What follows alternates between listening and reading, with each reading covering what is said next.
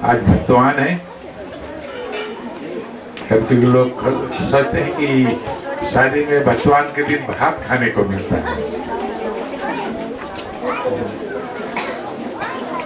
हाँ, भात भी मिलता है, पुलाव ज्यादा चलता है, लेकिन इसका खास महत्व ये है भगवान का। ये शादी का दूसरा दिन माना जाता है और इस दिन लावा भूजा जाता है। हमारे धर्म के और संस्कृति के मुताबिक बिना लावा के कोई विवाह नहीं होता, कोई शादी नहीं होती। लावा जो है, आप देखते हैं धान को गरम कढ़ाई में छोड़ा जाता है और इतना गर्म हो जाता है कि तड़पने लगता है धान, लेकिन फिर भी जो भूसा होता है वो दाना से अलग नहीं होता है, इतनी मुसीबत में भी। इसी तरह उसका मतलब ये होता है हमारे संस्कृति के अनुसार कि इस जीवन में बहुत से संघर्ष है, बहुत से तकलीफ है, हमारे जीवन में आते रहते हैं। तो हर एक स्त्री और पुरुष का, पति और पत्नी का यह कर्तव्य बनता है कि वे इस डिफिकल्ट टाइम्स में भी एक साथ होकर सभी मुसीबतों का सामना करें। कितना बढ़िया उद्देश्य। दूसरी बात, अगर आप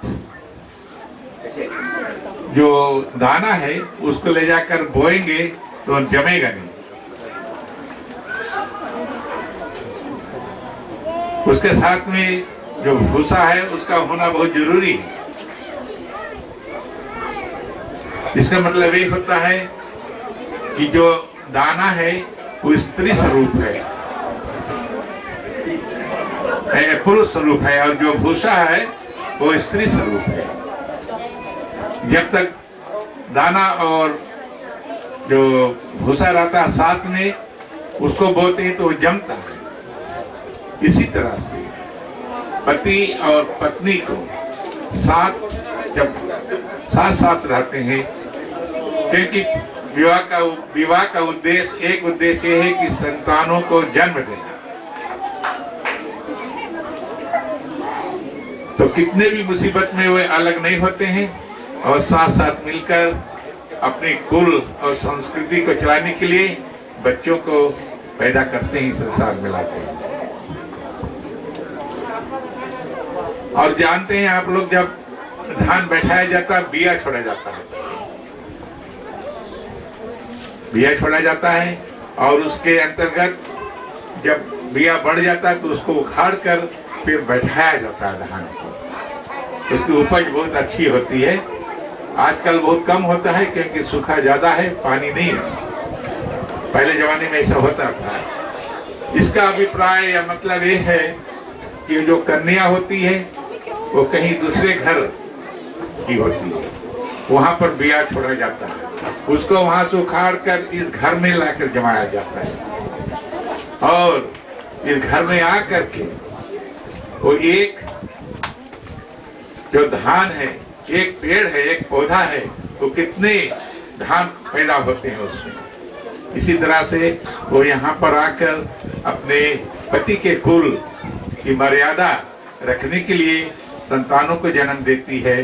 और कितने संतान ऐसे होते हैं जो कुल की मर्यादा को आगे बढ़ाते रहते हैं। एक महत्व है।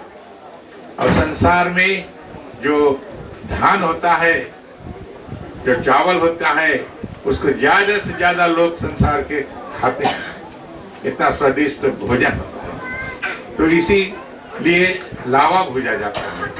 आज का जो भगवान का दिन होता है, इससे जुड़ा हुआ होता है। आप देखें कि जब बच्चे छोटे होते हैं, बढ़ते हैं, उनका जीवन अकेलापन का होता है।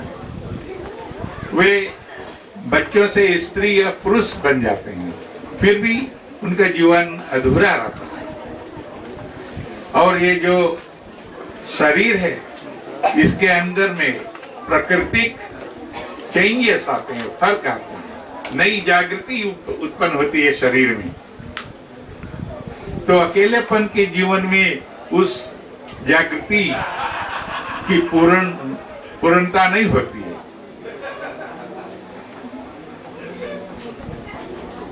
शादी ही वो दरिया है जहां पर इसकी पूर्ति हो जाती है। इसलिए जब बच्चे पढ़ लिख कर विद्वान बन जाते हैं, माता पिता जानते हैं कि अब शादी होनी चाहिए, तो बच्चों को इजाजत दे देते हैं। आज वो दिन आया है कि बच्चों को इजाजत मिल गई है शादी करने के लिए, ताकि जो कमियां हैं, जो नई जागृति है, उसको दोनों मिलकर पूर्ण करें। जब तक पुरुष अकेला होता है, उसका जीवन अधूरा होता है, वो पूर्ण नहीं होता है। जब शादी हो जाती है तो उसका जीवन पूर्ण हो जाता है। जब स्त्री आ जाती है तब उसका जीवन पूर्ण हो जाता है। तो ईश्वर से ही हम लोग प्रार्थना करेंगे कि जो नई वर और वधू होंगे, शादी के बाद उनका जीवन प्रगतिशील हो, उन्नतशील हो।